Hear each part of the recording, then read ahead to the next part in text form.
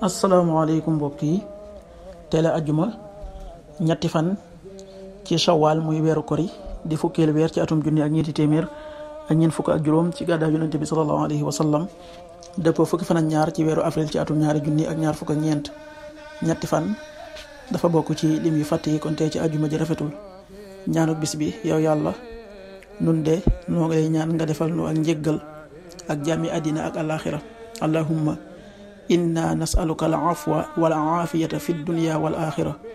allahumma inna nasaluka al afwa wal aafiyata fi dunya wal axira.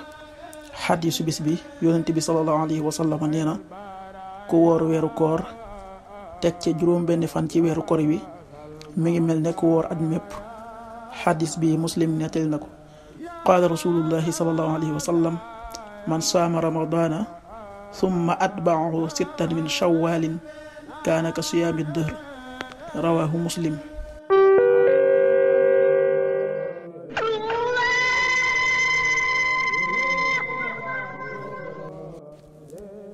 waxtu julli yi suba waxtoom dana tàbbi 5h41 juróomi waxtu yu tegal ñeent fukki simili ak benn.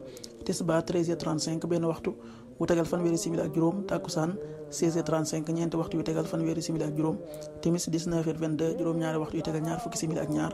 gee 20h33 juróom-ñetti waxtu yu tegal fanweeri simili ak ñett.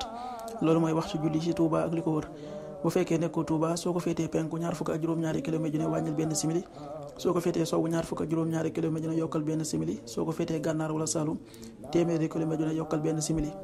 jant bi dana fenk 6h56 juróom benn waxtu yu tegal juróom fukki simili ak juróom benn. di soo 19h18 yàlla na yàlla nangul te nangul leen amin.